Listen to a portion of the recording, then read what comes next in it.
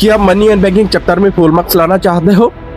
अगर full marks लाना चाहते हो तो चलिए एकदम एग्जाम टारगेट तरीके से ये यूनिट को समझते हैं। Welcome back dear students. आज हम डिस्कस करने वाले हैं क्लास 12 इकोनॉमिक्स का सबसे इजी और स्कोरिंग जो चैप्टर है वो क्या है? मनी एंड बैंकिंग है। ये चैप्टर क्या है? थ्योरी बेस्ड है। अगर आप concept clarity plus correct keywords लिख देते हो एग्जाम में तो फुल मार्क्स मिलना ऑलमोस्ट गारंटीड है। इस वीडियो में आज हम समझेंगे ये चैप्टर का फोकस पॉइंट्स जो बोर्ड एग्जाम 2026 के लिए सबसे ज़्यादा इंपॉर्टेंट है। उसके बाद quick and exam targeted revision, then most important questions for board exam 2026। उसके बाद most important CBSE tricky questions for board exam 2026। उसके बाद सबसे इंपॉर्टेंट CBSE सॉल्व पेपर एकदम 2014 से लेके 2025 तक। और इस वीडियो के एंड में आप लोगों के लिए एक स्पेशल गिफ्ट है। तो अगर आपका टारगेट 6 आउट ऑफ 6 सिक्योर करना है then this is the video you must watch till the end. So let's begin.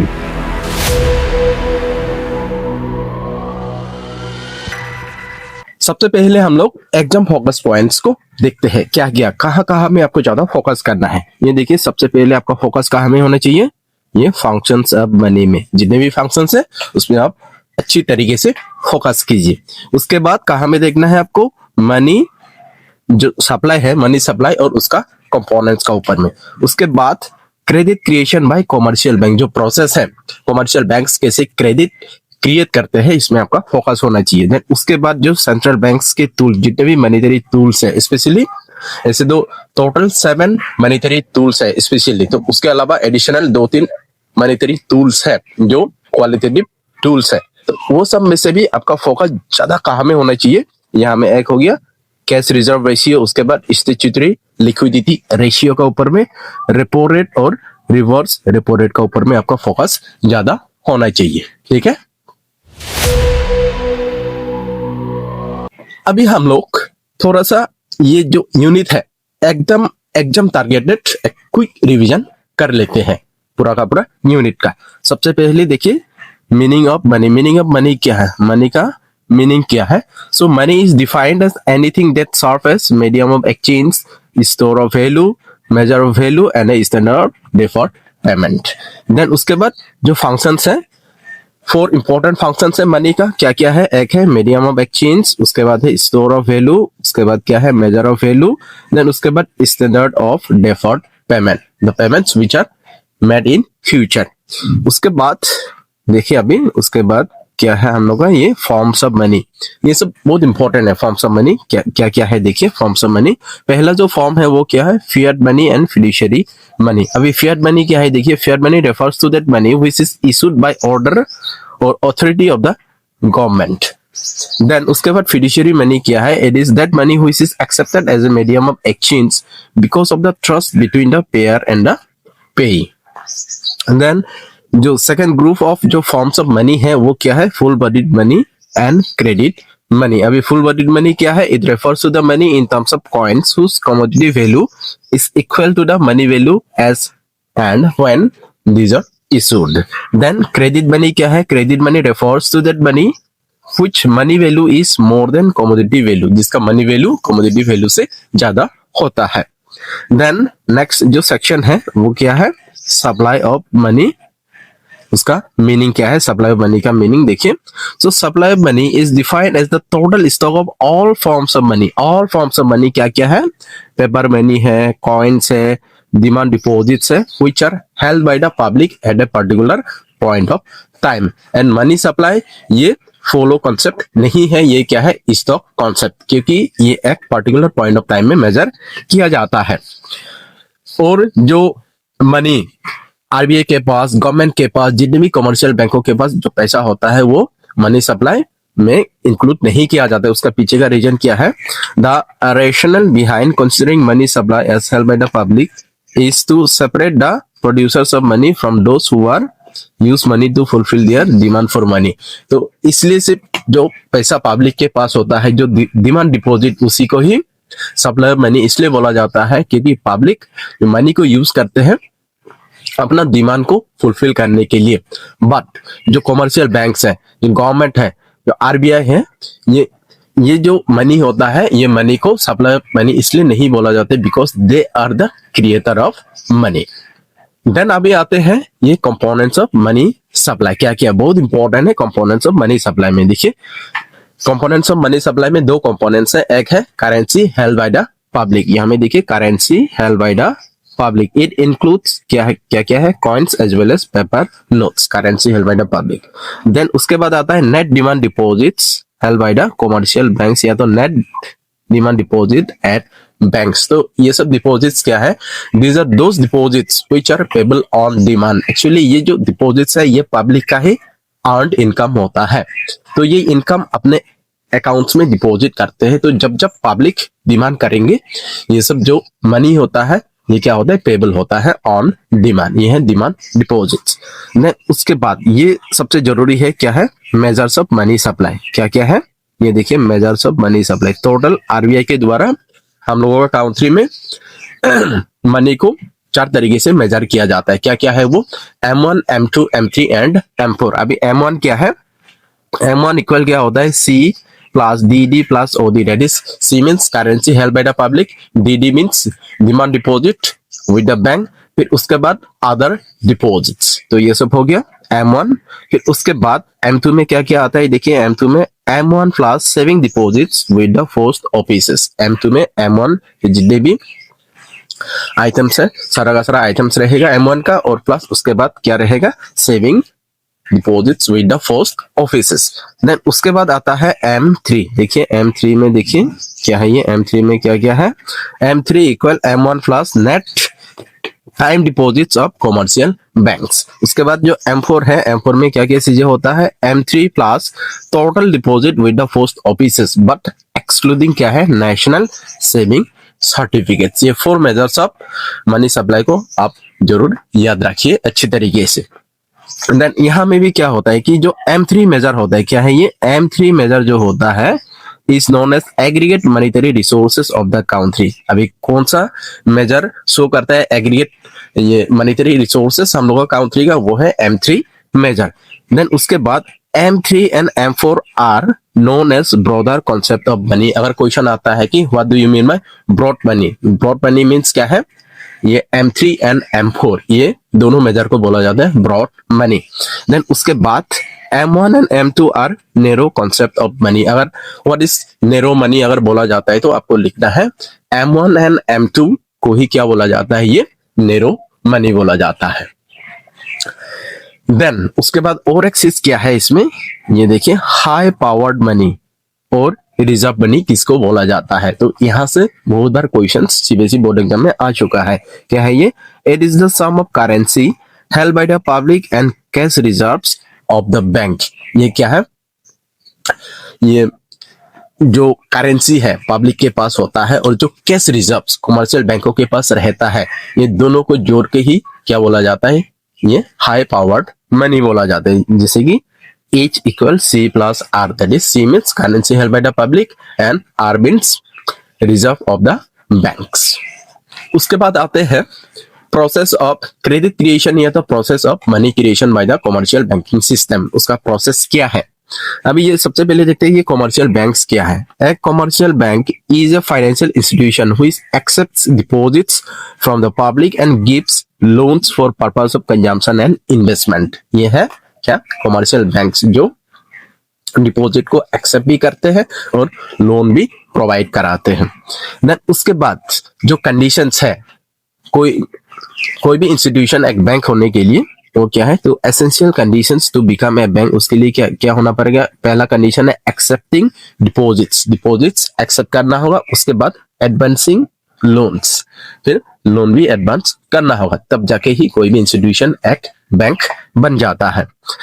उसके बाद देखते हैं meaning of money creation. Money creation का मीनिंग क्या है, देखिए the power of commercial banks which enables them to expand their deposits through loans and investment is called credit creation और money creation. ये मनी क्रिएशन एक power होता है जिसका थ्रू से बैंक्स क्या करते हैं, थ्रू लोन या तो थ्रू इन्वेस्टमेंट क्या करते हैं, ये पूरा का पूरा मनी को या तो डिपॉजिट को एक्सपांड करते हैं। देन उसके बाद देखते हैं अभी the process of credit creation. अभी प्रोसेस ऑफ क्रेडिट क्रिएशन के लिए क्या क्या चीजों का ऊपर में डिपेंड करता है कि फाइनली जो बैंक्स हैं अपना क्रेडिट को कितना क्रिएट कर पाएगी। सबसे पहला जो फैक्टर है वो क्या है, ये इनिशियल डिपॉजिट्स का ऊपर में डिपेंड करता है। फिर उसके बाद आता है रिजर्व रेशियो मींस हो गया कैश रिजर्व रेशियो हो सकता है, या तो लीगल रिजर्व रेशियो हो सकता है, या तो स्टैट्यूटरी लिक्विडिटी रेशियो होता है। इसका ऊपर में भी डिपेंड करता है ये फाइनल क्रेडिट क्रिएशन। फिर उसके बाद इसका ऊपर में डिपेंड करेगा मनी मल्टीप्लायर का ऊपर में डिपेंड करता है। और ये जो मनी मल्टीप्लायर और फाइनल इंक्रीज इन क्रेडिट, इसका ऊपर में क्या कैसा रिलेशन होता है, डायरेक्ट रिलेशन होता है। ये प्रोसेस यहाँ में दिया हुआ है, आप लोग अच्छी तरीके से देख लीजिए। एंड आई होप आप लोगों को ये पूरा का पूरा प्रोसेस आपने ऑलरेडी सीख के रखा होगा। तो आप बस एक बार यहाँ में रीड आउट कीजिए खुद से, तो आपको अच्छी तरीके से समझ में आएगा। देन उसके बाद जो लास्ट सेक्शन ये यूनिट का वो क्या है, central bank and it's functions. अभी देखते हैं सेंट्रल बैंक के बारे में कुछ इंपॉर्टेंट पॉइंट्स क्या क्या है, उसको पहले हम लोग देख लेते हैं। क्या क्या देखिए, सेंट्रल बैंक क्या है, इज एन एफएक्स या तो supreme institution in the banking and financial structure of a country. कोई भी कंट्री का जो सेंट्रल बैंक क्या होता है, ये एफएक्स बैंक होता है। और हर एक कंट्री का जो एफएक्स बैंक या तो सेंट्रल बैंक होता है उसका एक नाम होता है। जैसे हम लोग का कंट्री में उस एफएक्स बैंक का नाम क्या है, ये एफएक्स बैंक। जैसे एक डायलॉग है ना, वो डायलॉग क्या होता है कि हर बाप का क्या होता है, एक बाप होता है और उसे हम क्या कहते हैं, दादाजी कहते हैं। तो ठीक वैसा करके इसमें भी क्या होता है कि हर बैंकों का एक बैंक होता है, उसे हम क्या कहते हैं, उसे हम कहते हैं Reserve Bank of India. Fine. Then अभी ये जो आरबीआई है, ये आरबीआई कब इस्टेब्लिश हुआ, आरबीआई इस्टेब्लिश हुआ था 1 अप्रैल 1935। ये डेट को आप याद रखिए अच्छे से। फिर उसके बाद देखते हैं कि ये जो सेंट्रल बैंक होता है, सेंट्रल बैंक को एफएक्स बैंक क्यों बोला जाता है, क्यों सुप्रीम इंस्टीट्यूशन बोला जाता है ये सेंट्रल बैंक को किसी भी कंट्री का। उसका रीजन देखिए यहाँ में क्या है, it is the leader of the money market and hence plays a leading role in controlling, regulating, supervising and developing the financial structure of the country। यही रीजन के कारण इसको क्या बोला जाता है, एफएक्स बैंक बोला जाता है। सो यहाँ में दिया हुआ है देखिए, it is called central bank because क्यों, it occupies a central place in the monetary and banking structure of the country। ये ऑक्यूपाई करता है सेंट्रल प्लेस पूरा का पूरा मॉनेटरी एंड बैंकिंग सिस्टम में। यही रीजन के कारण इसको क्या बोला जाता है, एफएक्स या तो क्या बोला जाता है, सुप्रीम इंस्टीट्यूशन बोला जाता है आरबीआई को। देन उसके बाद आते हैं अभी हम लोग फंक्शंस ऑफ आरबीआई। आरबीआई का हम लोग का सिलेबस का अकॉर्डिंग कितने फंक्शंस दिया हुआ है, टोटल हम लोगों का 4 फंक्शंस दिया हुआ है हम लोग का सिलेबस में। वो सब फंक्शंस क्या क्या है, सबसे पहला जो फंक्शन है वो क्या है, बैंक ऑफ इशू या तो इशू ऑफ करेंसी।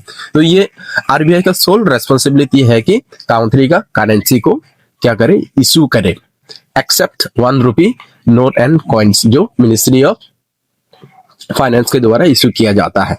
देन उसके बाद आता है government bank, that is government का बैंक भी बोला जाता है इसको। देन उसके बाद आता है बैंकर्स बैंक।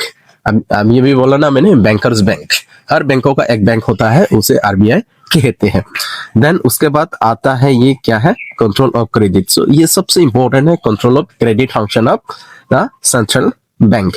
ये देखिए control of credit. So for the best interest of the country RBI क्या करता है, मनी सप्लाई को कंट्रोल करता है। तो सिचुएशन देख के करता है आरबीआई कंट्रोल ये मनी सप्लाई को। अगर इकोनॉमी में स्टेबिलिटी ना हो या तो इन्फ्लेशन का सिचुएशन हो, तो इन्फ्लेशन का सिचुएशन में आरबीआई क्या कराता है, मनी सप्लाई को डिक्रीज करा देता है।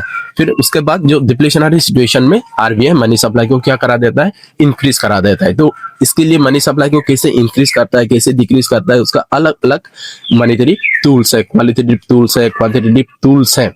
तो इसका हेल्प से आरबीआई मनी सप्लाई को कंट्रोल करता है। तो जो सब्सिक्वेंट सेक्शन है, जो बोर्ड एग्जाम 2014 से लेके 2025 तक का जो सॉल्व पेपर है, वो सॉल्व पेपर अगर आप करेंगे तो पूरा का पूरा जो मॉनेटरी जो टूल्स है, जो क्वालिटेटिव एंड क्वांटिटेटिव जो टूल्स है, ये सारा का सारा टूल्स आपको एकदम सिंपल एंड इजी तरीके से आपको समझ में आएगा।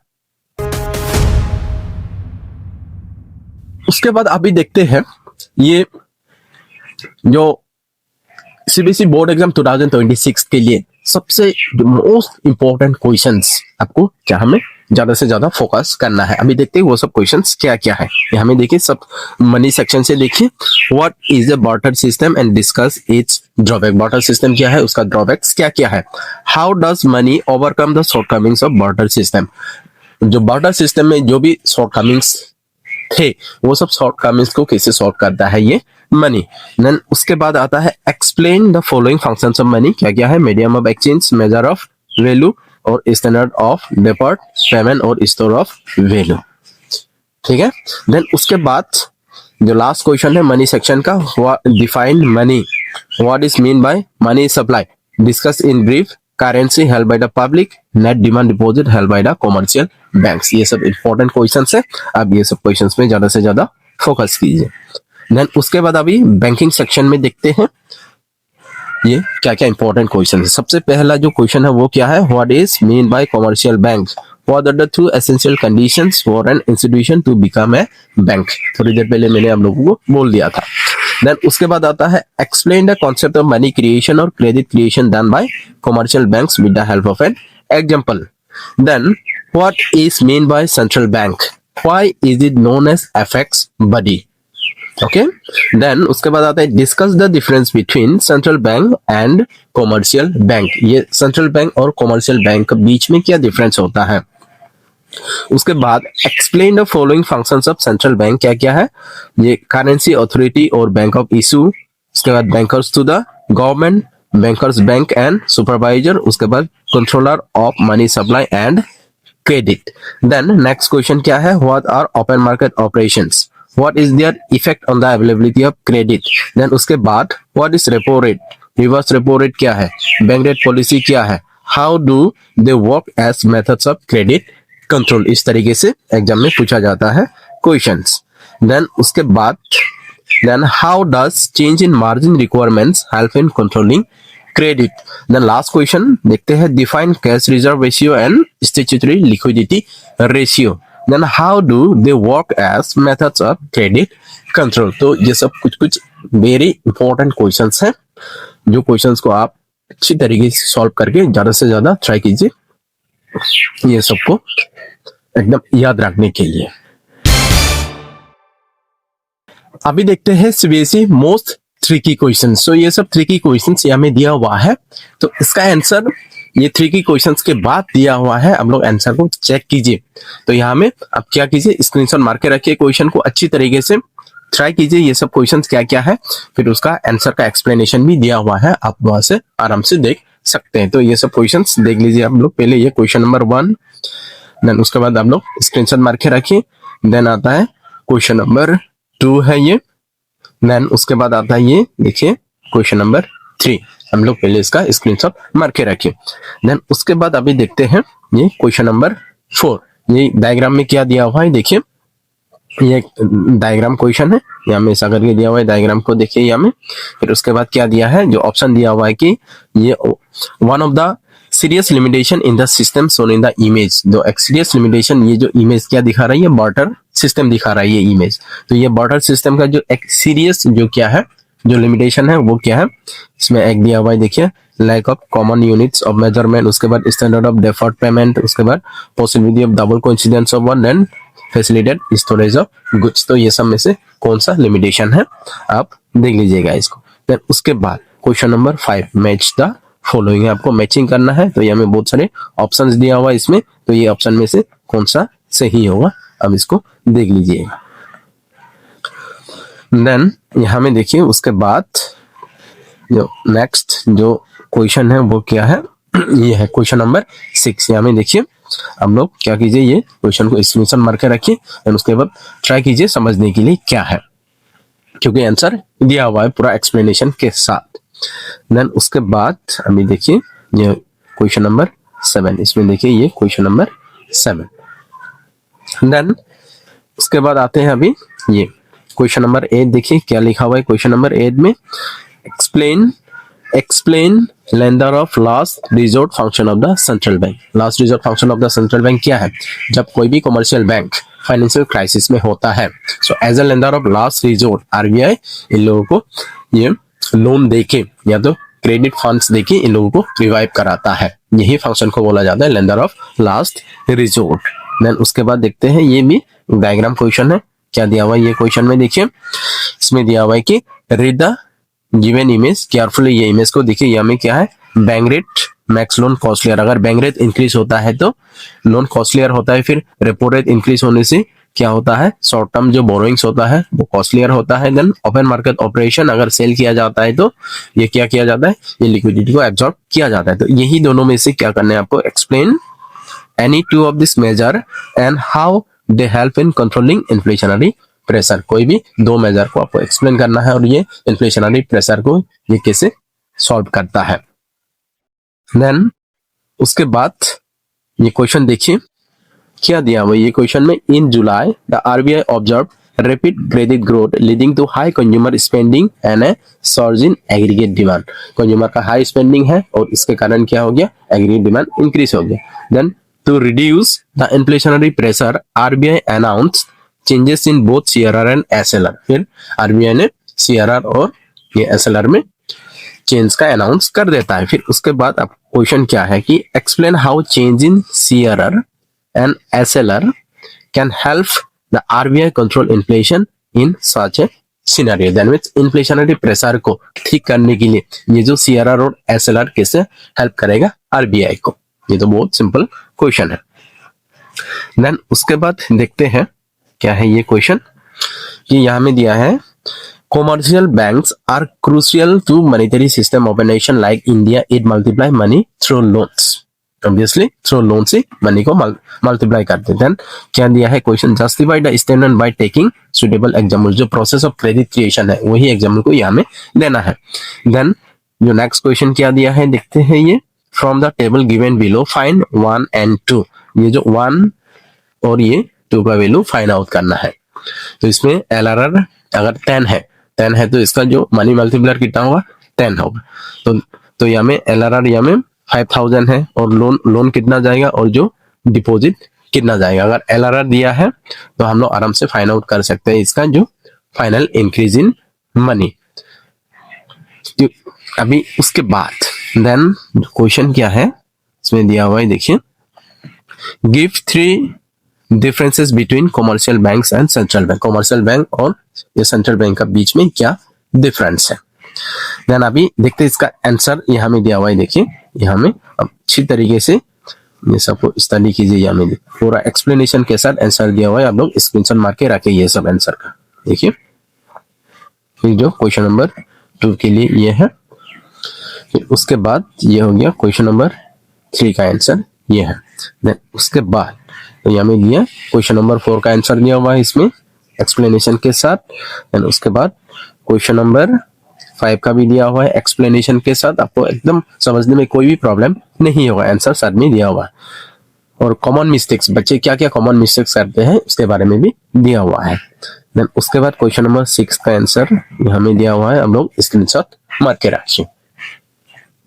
देन उसके बाद ये देखिए क्वेश्चन नंबर 10 का आंसर दिया हुआ है। यहाँ में स्क्रीनशॉट मार के रखिए आप लोग।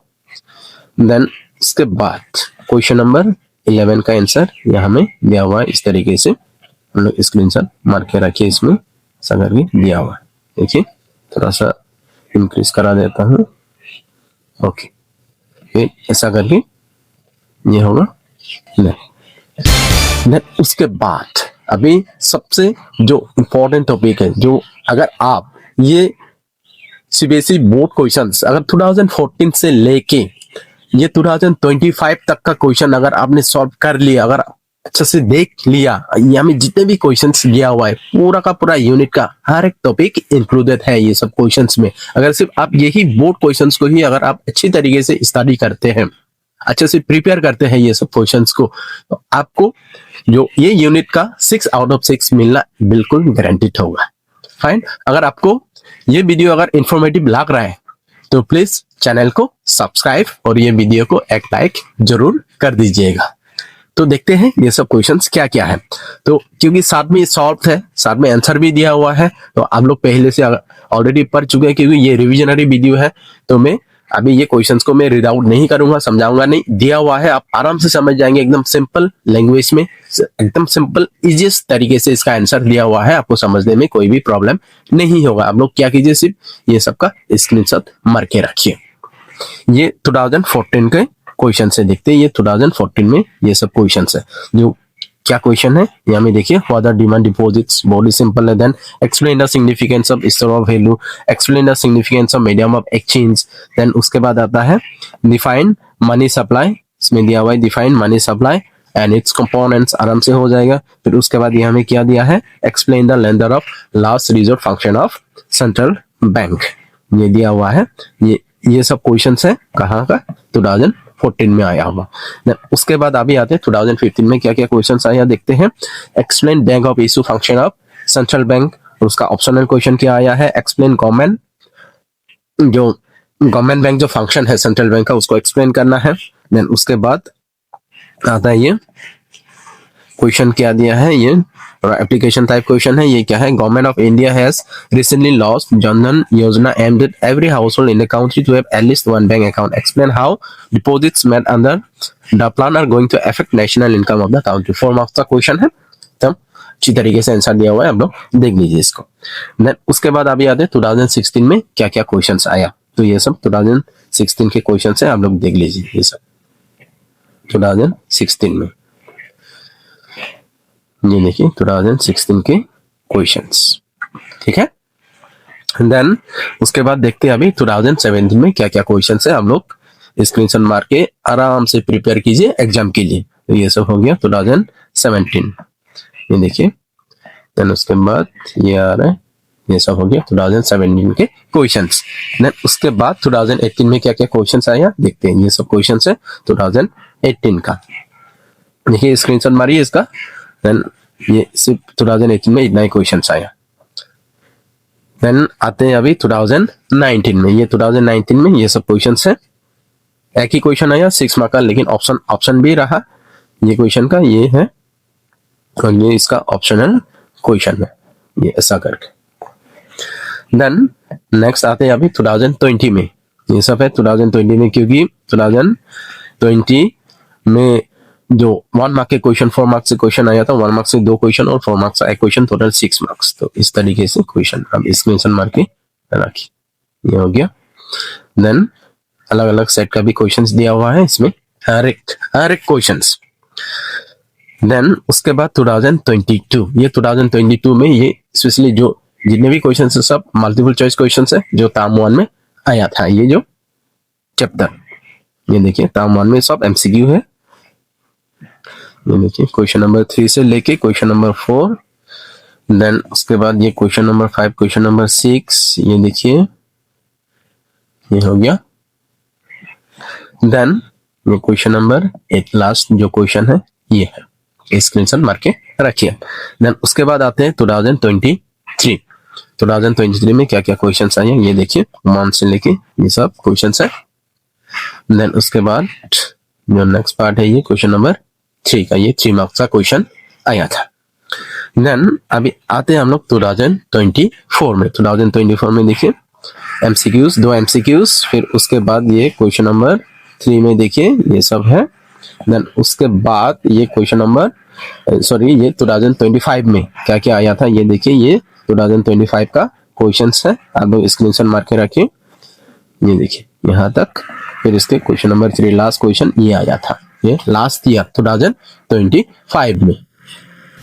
तो मैंने आप लोगों को ये वीडियो का स्टार्टिंग में ही क्या बोला था कि आपको ये वीडियो का एंड में आपको क्या मिलेगा, एक स्पेशल गिफ्ट मिलेगा। तो वो स्पेशल गिफ्ट क्या है, ये देखिए ये है स्पेशल गिफ्ट। तो ये QR कोड को आप स्कैन कीजिए, तो स्कैन करके ये वीडियो का पूरा PDF नोट्स आपको मिल जाएगा, ठीक है। तो आराम से आप ये QR कोड को स्कैन कीजिए और जो PDF फाइल है उसको आप डाउनलोड कीजिए, उसका प्रिंट आउट निकालिए, आराम से फाइनल एग्जाम के लिए प्रिपरेशन कीजिए। दैट मीन्स आपका 6 आउट ऑफ 6 एकदम गारंटीड है। अगर आपको आज का ये वीडियो अच्छा लगा है तो चैनल को सब्सक्राइब और वीडियो को लाइक जरूर कीजिए और अपना क्लासमेट को भी शेयर कीजिए। तब तक के लिए मिलते हैं और एक नेक्स्ट इंपॉर्टेंट रिविजनरी वीडियो के साथ। Thank you everyone.